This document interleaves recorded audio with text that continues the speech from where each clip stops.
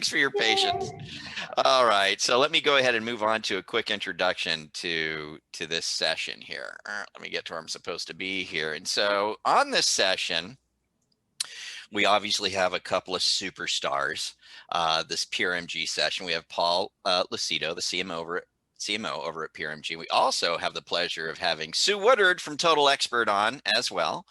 And today, Paul and Sue are going to have a discussion about leveraging technology to stay engaged with our teams and our audience. And they've asked me to kind of sit around on the sidelines and maybe chime in here or there, so I'm happy to do so. But with that, since we did get off to just a little bit of a late start, let's just kick right in. Paul and Sue, just go ahead and take it away. Sure, thank you very much, and thank you all for joining us. This is a PRMG sponsored session, and I am very proud to have Sue as part of this, and now Frank as well. So that was kind of a nice surprise.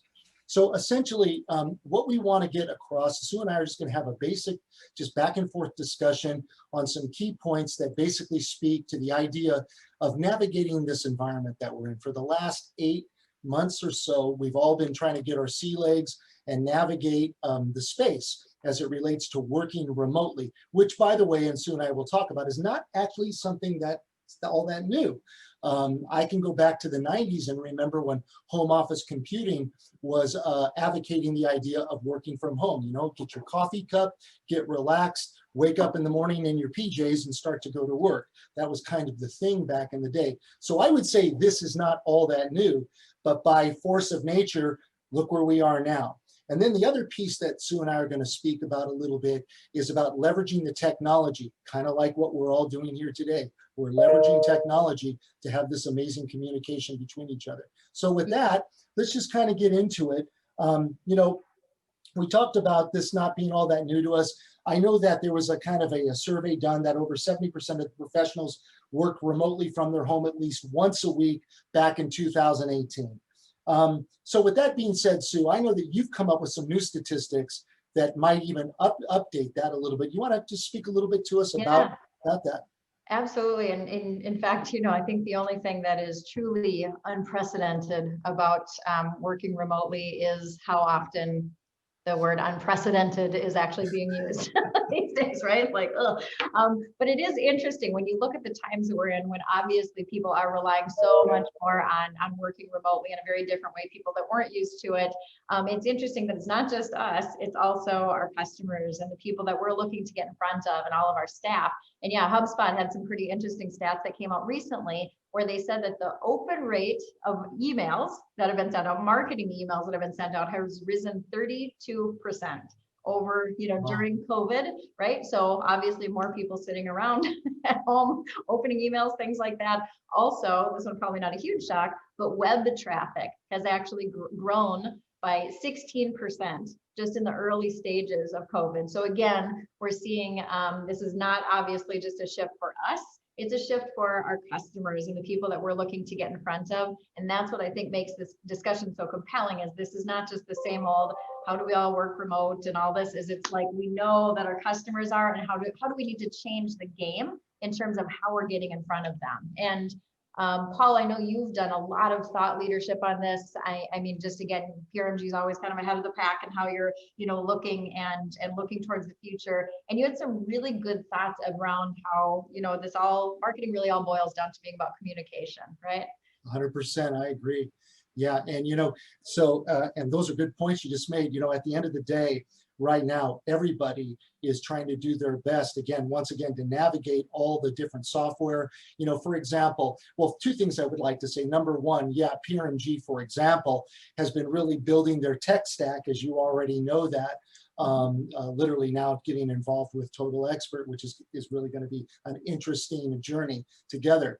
But that being said, you know, right now it's all about, you know, having a CRM, knowing how to leverage it, and reaching out to your consumers out there, your potential customers, whether you're trying to, let's say, for example, foster relationships with other B2B as well as B2C. So to me, that's where we're all living now. And I guess the question would be, Sue, and maybe I could put that to you, is that, you know, where are these people going? Where can we find them is the question. Where are they living where we need to get in front of them? That's the tricky part. You know, it's kind of an organic, it's kind of done organically over time, you know, reach times frequency, and then ultimately gross number of impressions if you just keep, you know, plugging away. So Yeah. Well, a couple of interesting points on that. Much like the statistics that I just shared a moment ago from HubSpot, there's another group of statistics coming out about kind of during COVID to exactly that point. Where are people right now? And it was nearly 80% of people have said that the time that they're spending both with their smartphone and on social media, 80% of people said they're spending significantly more time with their phone in their hand, looking around on social media. And so I think it's you know, understanding, first of all, if we know that they're with their smartphone in their hand, partly because like all of us, many of the people we're trying to get in front of are also spending 10 hours a day on Zoom meetings in front of their screens. And so a lot of people, when they can, are choosing to walk away and use their smartphone, right? So it's really thinking about what does it mean for marketing, ensuring everything is mobile ready because people are there. When you start talking about social media and more people spending more time on social media, thinking about where are they? Where are your ideal customers? What platform are they on? And I know, you know, Paul, you've talked a lot about also video and the use of video, and how, you know, I would say that one of the amazing things that has happened during COVID life is that people have become comfortable using video and looking at themselves. In fact, they say that there's two kinds of people, the kinds of people who are looking at themselves when they're on a video conference, and liars, right? So everybody's looking at themselves. And it used to be that people were uncomfortable doing video because they're like, oh, I don't like how I look. And it's like, hey, turns out that's how you look in real life. That's it, right?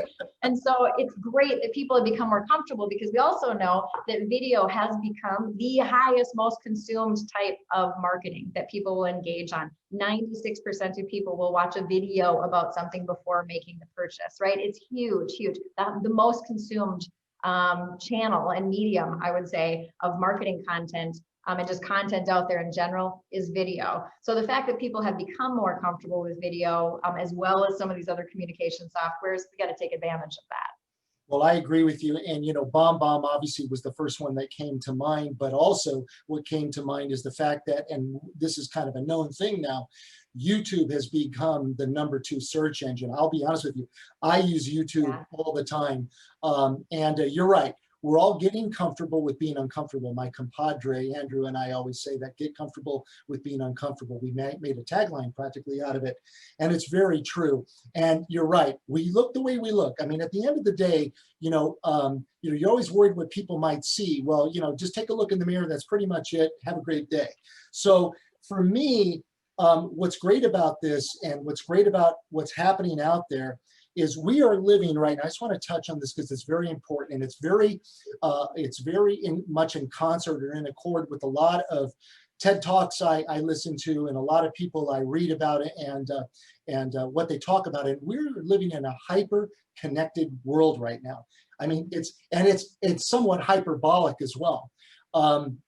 And at the end of the day, there's a lot of information. So there's literally a fiduciary responsibility for those of us that actually care, that want to make sure whatever information we're putting out there, Sue, is good information, that we've done our homework. We don't have to be experts per se in every facet, but the idea is to have a good general knowledge. So at very least, you can be somewhat of an ambassador to help bring people along.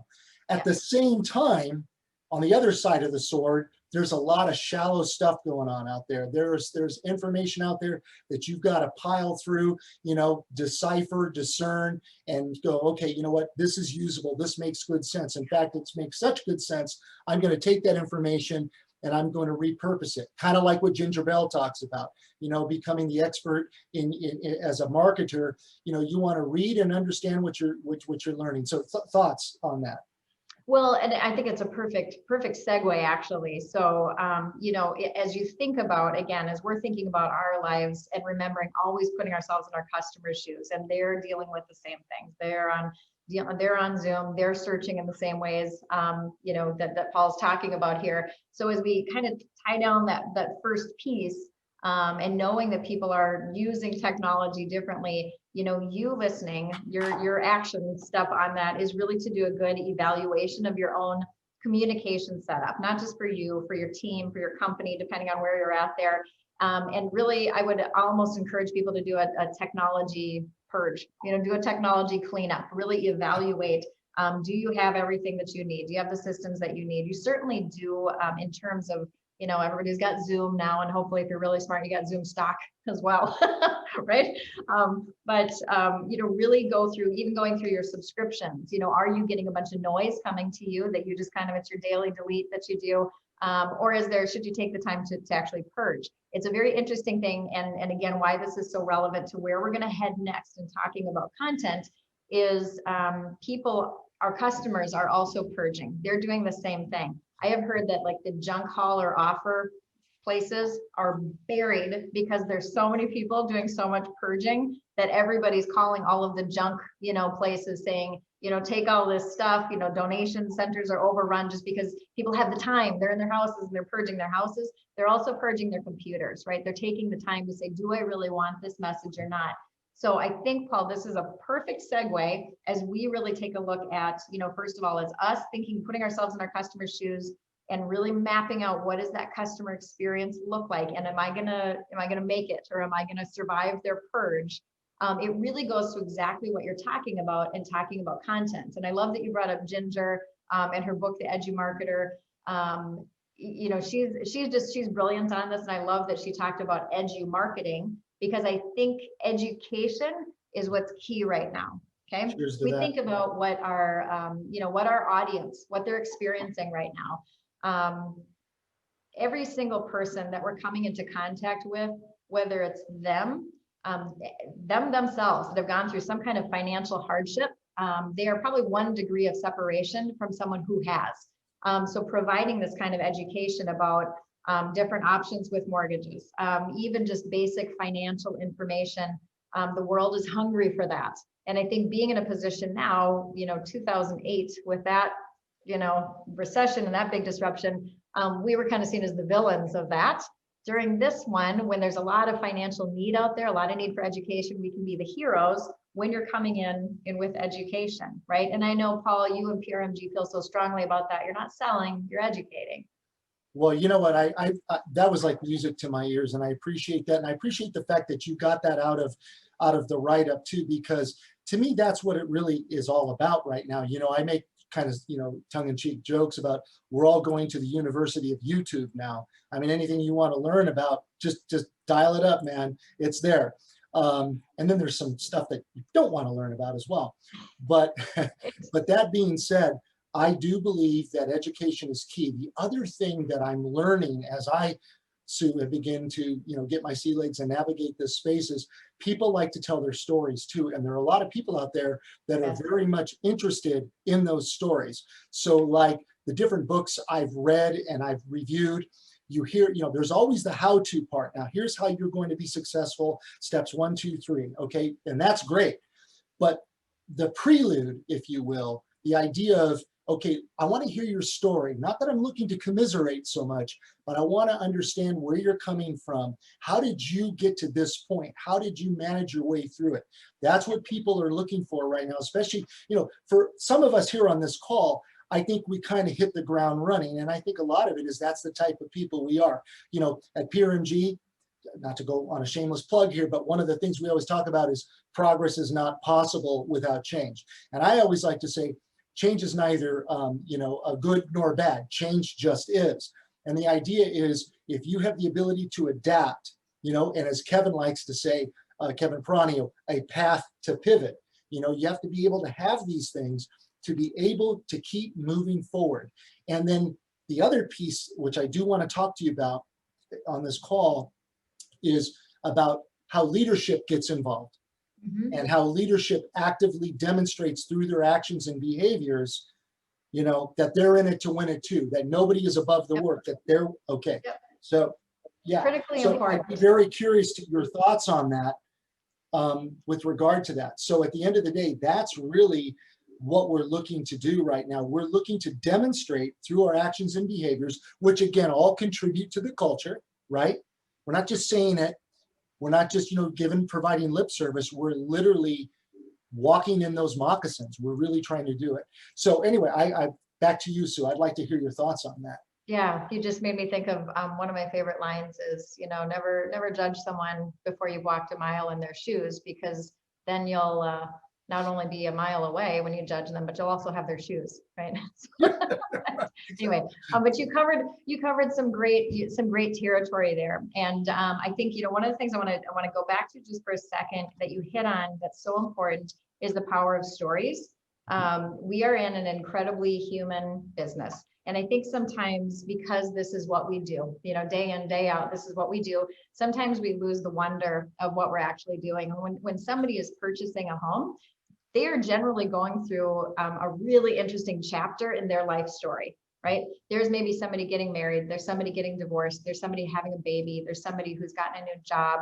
I will tell you, and you all are the first people to hear this, literally, because I just got off the phone with my daughter, who just got an offer accepted on her very first home, my little 23-year-old daughter, right? And there's something happening in her life.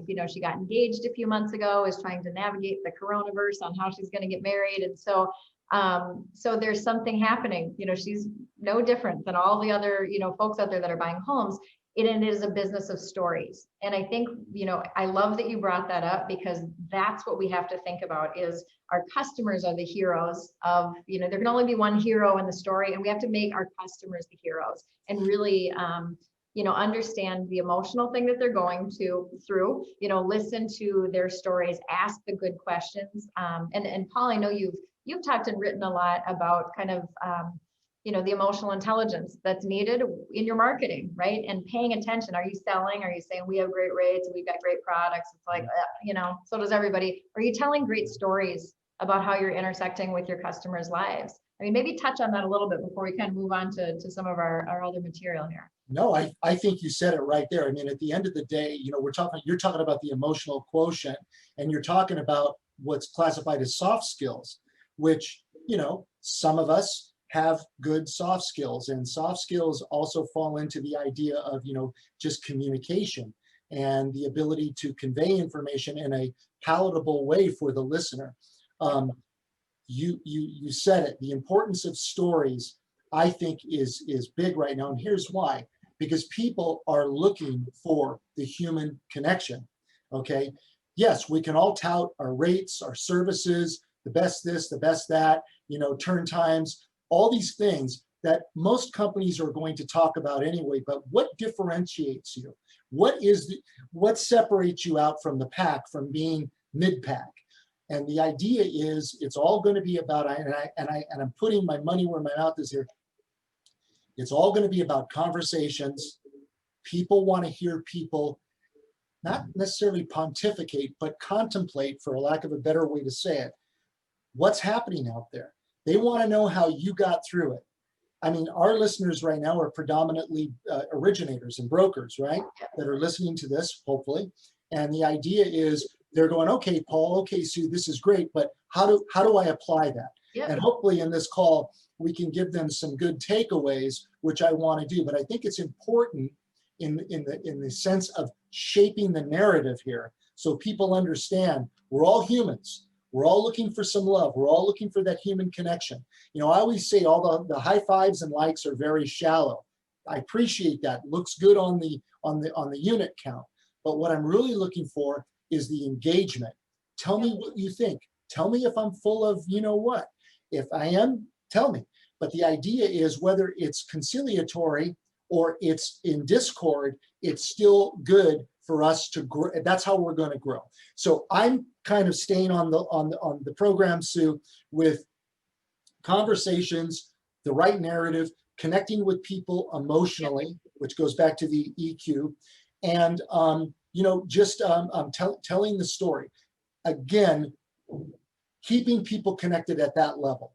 And then once we start telling those stories, and once we start getting people become comfortable with this, then if you've got something you would like to sell, it's a little easier to segue into that. Yeah. Does that make sense?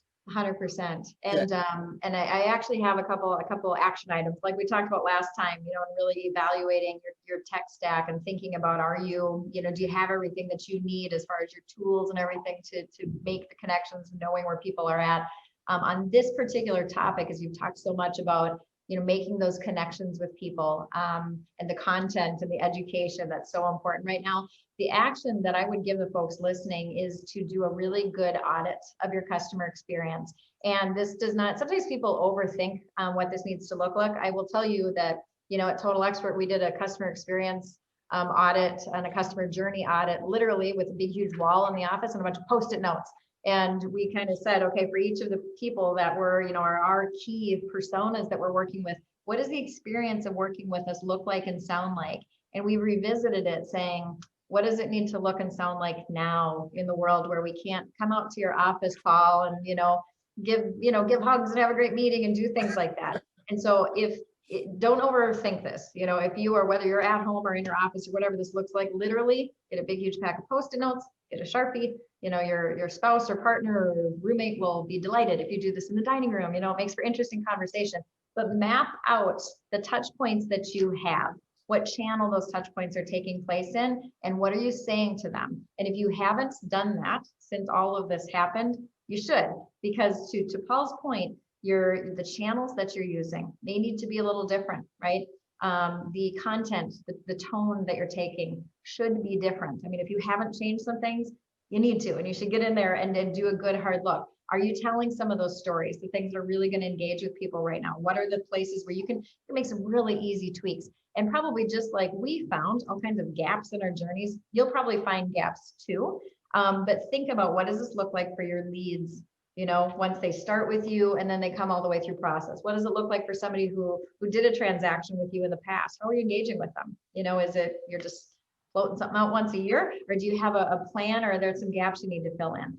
What does it look like for your referral partners? What does it look like to be a partner of yours? If you don't have a transaction happening with you right now, what kind of communication and education are you sending them, right? Because sometimes we forget that our realtor partners are their people too, right? And they have people 1 degree of separation away who may need information that you're in a great position to provide. So open that door. I'd also highly encourage you to think about your operations, folks.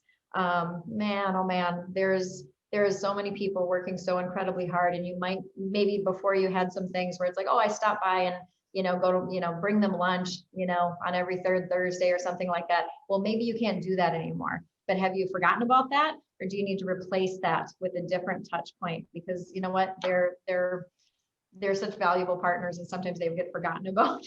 So don't forget about them when you remap out your journey. So that would be my action steps that I would say off of this particular point. Paul, anything to add before we pivot? Not really. I mean, ultimately, I love everything you said, and I agree with you 150%. I just wanted to throw something in, right now, with my own team, I run a national marketing team, and we're not a huge team. We consider ourselves small and mighty. But at the end of the day, we are on, for example, we use Microsoft Teams, at least I do with my team, and we're in and out of it daily. In fact, I had to turn the chime off so I can have this meeting presentation, so I wouldn't just get barraged. But at the end of the day, what's great about it is I can have my whole team up literally, like Hollywood Squares, and we're talking about things, we're sharing things. I feel like in some ironic way, we are more connected now than we were, which leads me to this question to you, and with Total Expert, for example. I know here at PRMG, we have done a really good job of keeping things moving. Now I get it. Everybody's got their catcher's mitt on right now because of the refi. I get it. We get that. But the idea is to, at the same time, start preparing to trench for purchase business, because that's what's going to happen as time moves forward.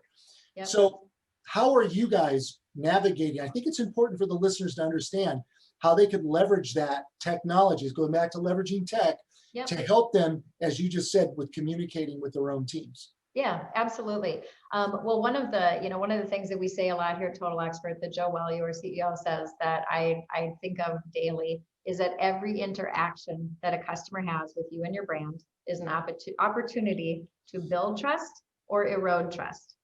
Every single interaction, you're either going to build trust or erode trust. And it kind of goes back to, this thing of mapping out what that journey looks like. It's a huge part of what we do at Total Expert is really ensuring that we're putting that intelligent automation into those journeys so that you are equipped to have the right message at the right time, to the right person, through the right channel, so that you're there. right? It's not like, the old days of, man, you were doing good. You and I have been around the block, for too many years to count now. But back in the day, think of how, you were amazing if you did a drip campaign. Oh, I'm going to drip 10 emails on their heads, whether they like it or not, and whether it's relevant or not. That's going to be amazing. And frankly, that was amazing if you were doing that, right? Because lots of people weren't even doing that. Well, now, the expectations are higher. So we're really looking at things and what kind of experience are you providing for your customer, for your referral partners, for the people that you're working with, and even for the loan officers, right, Paul, the loan officers and brokers, the people are originating, creating a powerful experience and enabling them to, let technology do all the things, automate all the things that you can to raise you up and elevate you to have those human interactions because they're so important with the kind of business that we're doing.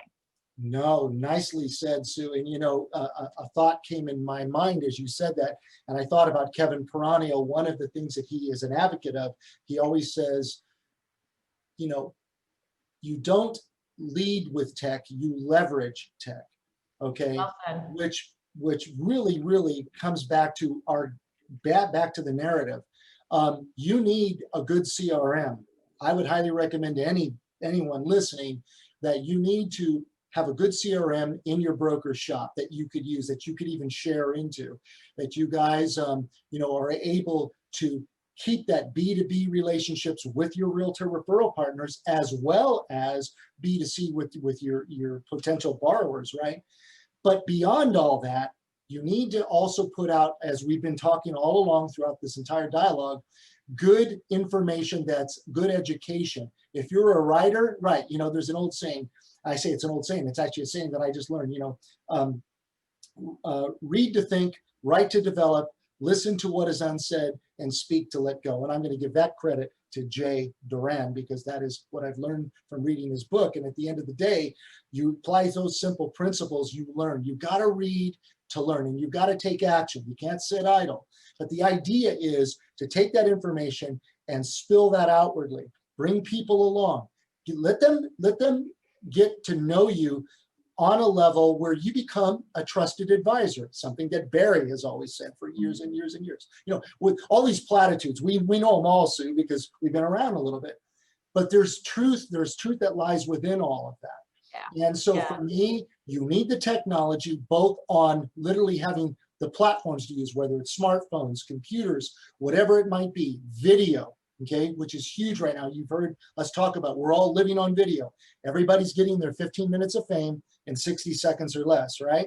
So the idea is, how do you stand out from that noise? Those are some of the challenges that are beginning to rise as more and more of us are beginning to go out there and leverage all this. So anyway, and let's I'll tell you what let's do is we'll shift gears and talk a little bit because again you've done a lot of just incredible thought leadership, just talking about distribution channels, right? Whether it be email marketing or CRM or social media.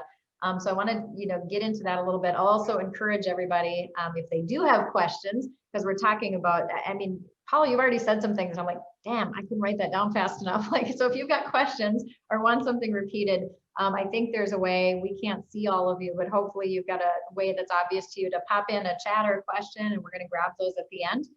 So go ahead and do that. We've got probably about 15 minutes before we get to questions. But I know I've already gotten more questions for Paul, because I want to hear a little bit of your thoughts. Again, you've done a lot of thought leadership around, again, the channels that you're using, thinking about email marketing and these different technologies. One of the things I read recently is a Direct Marketing Association study that for every dollar you spend just on email marketing, you can expect to see a return of $42. Okay, that's pretty good return. And again, looking at some of the stats I mentioned earlier, there's been a massive increase in email engagement. There's interestingly 73% of millennials, this came out of the HubSpot report, 73% of millennials prefer communications from businesses to come via email. And that was one that shocked me, because for a while people were talking about like, oh, email is like passe, nobody's doing email anymore. Millennials, who represent not only all of our new colleagues, right, in mortgage, in technology, in real estate, they're also our huge, wonderful customer base of buyers who are going out and purchasing homes. and they have been hit and hit very hard by what's happening now. And they've gotten hit. They got hit, the early edge got hit in 2001 after 9/11. They got hit again as they were kind of starting their career in 2008. They're getting hit again now. This is a group of people that are looking to us for advice and information and so forth. So, kind of going back to, I thought it was interesting that they're actually looking for information via email, which is different than what the philosophy was, maybe even, 5 or 10 years ago, or even more recently. So talk a little bit about that, Paul, just as you look at these channels, kind of what are you using? What are you seeing success, but what kind of advice do you have about those different channels? Well, and hopefully I could lend something here. So for us, obviously we use a lot of email marketing to communicate B2B with our broker audience. I think let's just take email marketing, that silo, for a moment. You're never really going to be able to beat that, in the sense that that allows you to specifically target to a database. Now that database could be prospects, which means they're not really warm. That could be people that have, ideally what you're hoping is to get subscribers. You're hoping to get people that will follow you. But email marketing, to me, is still very much needed in our business. And I will be honest with you, Sue, I did not know that, what you just shared. I did not know that the millennials are starting to lean that way. My understanding is they lean more on Instagram. I know there's a little bit going on with TikTok, which I don't have a lot of familiarity with. And I'm going to tell you the other one that's been very big, and I think you guys would all concur with me, LinkedIn has grown pretty massively now. Yeah. I get a lot of engagement. I get most of my engagement on LinkedIn. And from LinkedIn, let's say, for example, from Instagram, you can drive people to take a look at your LinkedIn, and I believe your Facebook. I think it's all integrated now. But yeah, I do. For us, we use a lot of direct email marketing with our broker customers, whatever that silo is, however many thousand brokers we might have, we do that. So we have that direct communication. And then the other piece, it's a mixed bag. I don't think anyone has a panacea, one pill fixes all. I think at the end of the day, you need to be very much engaged on your LinkedIn. You should always be building your connectivity on that platform. And I suggest that you be selective as to who you connect with. For example, I probably have 178 people that are saying, looking to connect to, but I have to go through them and make sure they're the right people to connect to. I don't want to just connect for the sake of connecting. It has to be relative to the base. It has to be relative to the information I'm trying to put out. Not to say that guerrilla marketing shotgun doesn't work. Yes, it does. I think that you need to be engaged on Facebook. I think all those things contribute. And I think millennials, I've always said this, they don't go very deep. They go broad and wide about this deep. Everything is fast, it's quick. They want answers now. They don't want to have to dig too deep. And so the idea is we need to be wherever they are. And that's the trick. Yep. And so the best way is just to cast a wide net, is what I'm really saying. Yep. Well, and you also, this reminds me of a little bit of our conversation that we were having earlier, where we were talking about, the types of content that you put out there and what do people engage in. And this is where I think you strike this beautiful balance between being, there's probably, Ginger Bell would have a great word for this, but personal, professional, right? Where it's, it's professional, but yet it's very personal. And this is where I think for the folks listening, this is where the stories come into play. Doing videos come into play. Your video is not perfect.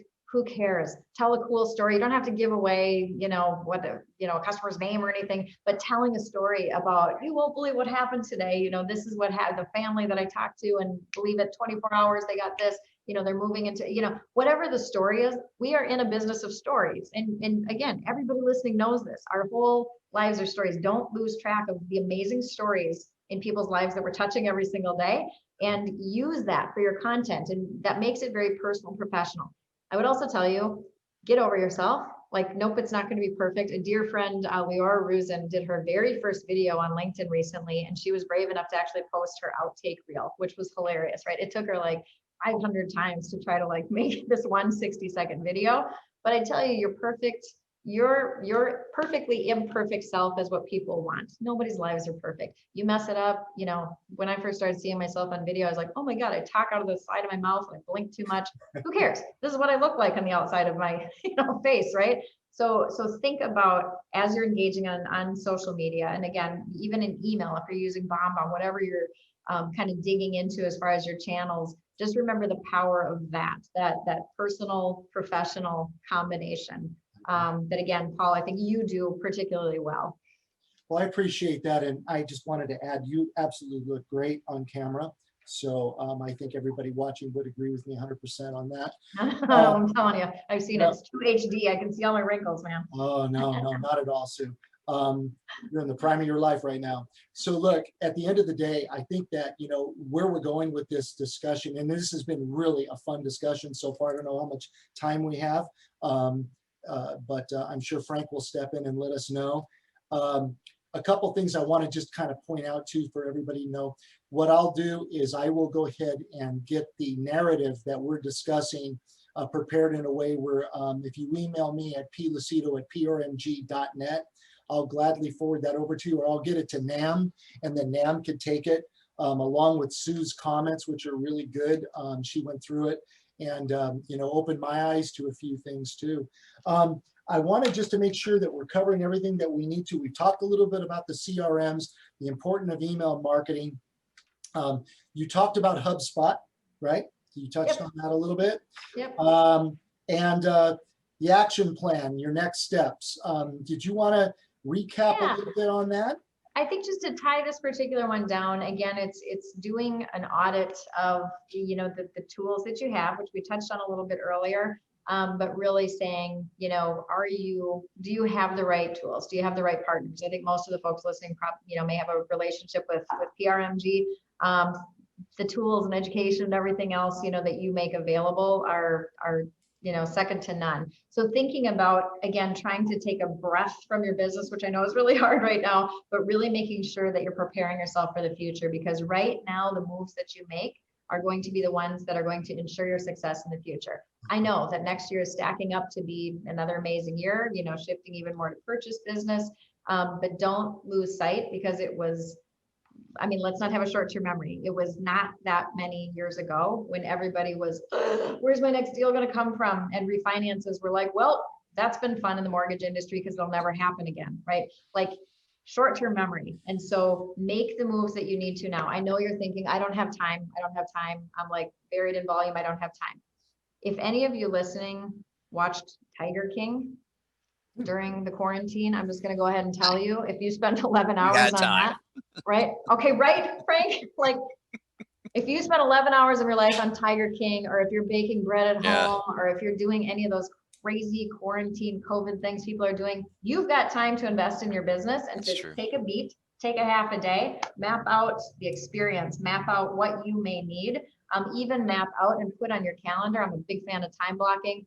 Map out when you are going to post on social. Right? If you're finding it kind of hard and like, oh, I got to make this video and now all of a sudden 2 weeks have gone by and you've done nothing, put it on your calendar. Put it Tuesday, Thursday, 11 o'clock in your time zone, post something on social, right? So those are the action plans from that. But Paul, I know we wanted to we've got about 5 minutes left. And you talked at the outset, and it's a great place, I think, to really tie the whole session down, is talking about leadership taking an active role. Yes. And again, no better example of this than you personally, and how you take an active role in this. But just talk about that a little bit and how our listeners can apply that. Sure, exactly. So I think kind of dovetailing off what Sue just said, you know, you need to have an action plan and you need to start your engagement. Just start moving in a direction. If you're a leader of your broker shop, let's say you're or even a loan officer, you know, who's just trying to set sail and move forward and navigate through this, you're never going to get there unless you start doing. So you have to start leading by example. Now I'm going to do a little shameless plug for PRMG because they so rightfully deserve it. The leadership here at Paramount Residential Mortgage Group, I can honestly tell you, they all lead by example. The passion starts from the very top with our founder, Paul Rozo, Robert Holliday, the co-founder, Kevin Pirani, our chief lending officer, who is one of the partners, and Gary Malice, our chief capital strategy officer, both of which are partners. All these guys are in it to win it. They care. They set the tone of the culture. they're very involved. I even finally got Paul involved to do videos. You've seen Kevin Peranio. I mean, literally, he's becoming literally like an influencer on LinkedIn.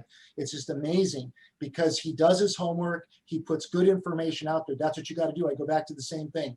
Get involved, read more, write more, absorb more, and then share that outwardly. People are hungry right now to be educated. So in your own broker shop, be that person. In fact, I encourage you, hire a millennial. Get somebody young to wield all the navigation for you.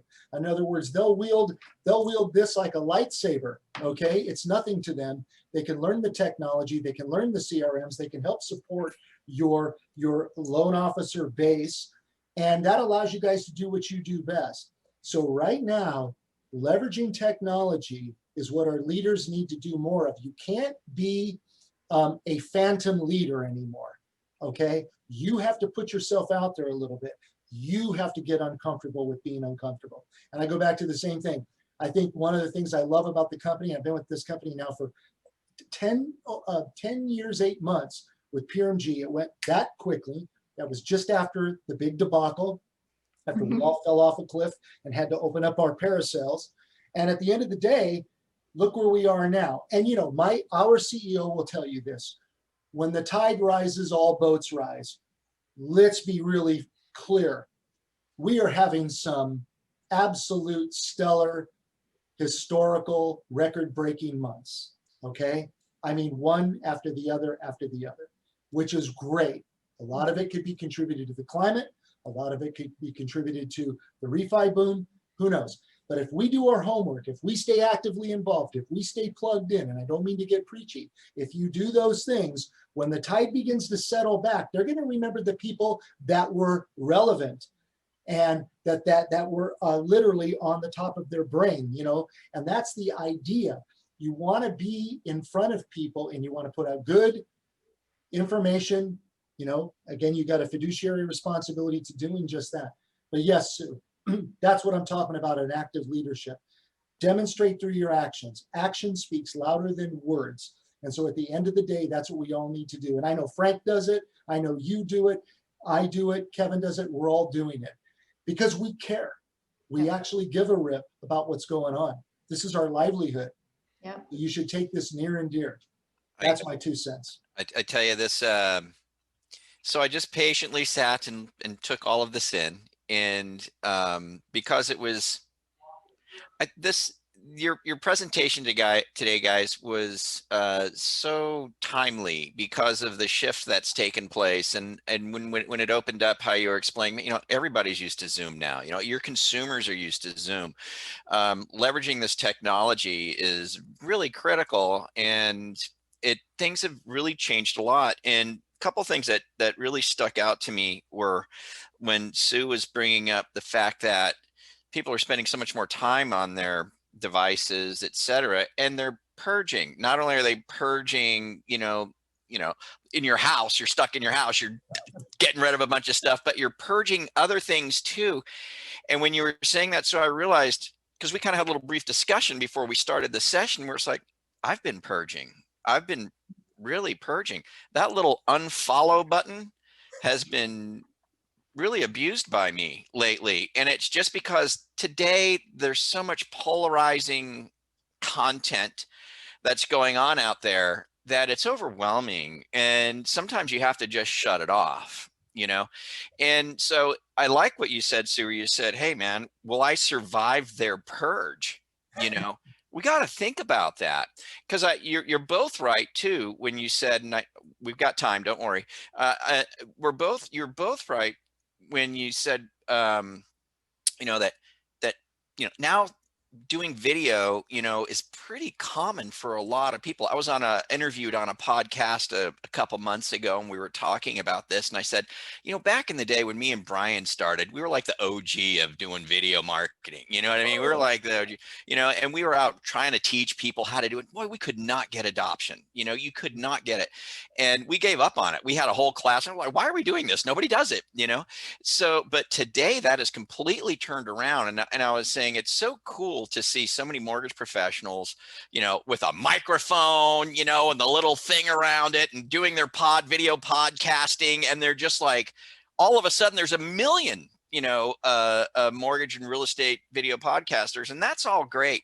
And my only advice would be to everybody who's diving, number one, do dive in, like Paul and Sue said, you have to dive into this.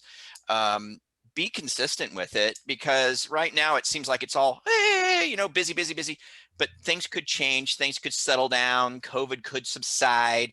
Don't stop when that occurs. You finally got off your butt and started doing it, continue to do it, you know. But we certainly have a couple more minutes, and I just want to run this guys by you, and that is, I love the matter of telling stories, because it's brilliant, because it keeps you from saying polarizing things, right? So with everything being so polarizing today, and I hope everybody understands what I'm saying. It's so easy to say something today or have an opinion about something that, you know, you may feel is just, you know, an opinion, and then that can go horribly bad for you, especially with social media today. I love the story idea, because you're not engaging in anything polarizing. You're just simply being genuine, you're being real, you're telling a story, and it's something that people can buy into and not get, you know, worked up about, or, you know, so I guess what I'm asking is with respect to B2C, right? Leveraging technology, B2C, just your thoughts on the content, real briefly. We've just got like 2 minutes, but, you know, just your thought on the content of what you put out, you know, and I know you said a lot about it, but just to summarize that, Yeah. you know, what are your thoughts on it? I'll answer super briefly and turn it over to Paul. But I would say, again, it's more being aware of all of the stories that are taking place every single day, and the people that we're interacting with every single day all have a story. Every single real estate agent that you're working with, they've got some kind of story that would be a great, you know, just talking with them. There's a story in there that you could probably pull out and turn into an interesting video. Every customer, every lead that you're talking to, there's an interesting story in there. And we just sometimes, I think, with how busy we are, lose sight of it. So I would say our lives are full of material. Just use it. So I like Paul? that. Our lives are full of material. That's it. I like that. Go ahead, Paul. No, I mean, there's not much to really add to what she said. I mean, and again, it's back to this narrative that we're talking about. Stories can also be testimonials too. Something that somebody is sharing, like, you know, we use social survey and certain types of software that help share the testimonials out there, because, you know, we're always looking to just demonstrate to others that, look, we helped somebody, and you ought to hear their story or their backstory, or if they were a vet or whatever it might be. Some of these are very compelling. The other side of it is also to share content that's not plugging your company. What it's doing is it's just talking about a program. It might be talking about how to navigate something that they're a little unfamiliar with. It might deal with legislative issues or regulations or deregulation, but it needs to be on topics that you might have some level of expertise that you can share outwardly, and you want to keep putting that out there, so when they're ready to do something. Now, this is B2C I'm talking about here. When they're ready to make a move, when they're ready to think about you, they've already created kind of a trust line with you. There's a bond, there's a loyalty that's ready to be had. And the idea is, the only way you're going to do that is just through communication. And I'm not talking about barraging them. You have to do it in bite sizes. It has to be good content. So that would be some of the things that's where my mind goes right away, you know, kind of be an author of your expertise, if you will. Okay. Awesome. Well, we'll go ahead and wrap this up. Paul and Sue, you know, just fantastic content. I know everybody appreciates it. I do want to encourage everybody to swing by the PRMG booth, if you will. I think you guys are giving away a Ring doorbell as a prize over there, so that'll be pretty cool. Don't want to miss out on that, you know, possibility. And let you guys know, next up is the installation of the board and the president's speech here at NAMB National 2020. So with that, we'll go ahead and sign off. What a great presentation, guys. Thank you so much for doing this and sharing your knowledge. It's great to see you both. It's been a while, like we said. So with that, we'll go ahead and sign off. You guys enjoy the rest of the event, and we'll see you on the next one. See you guys. Bye.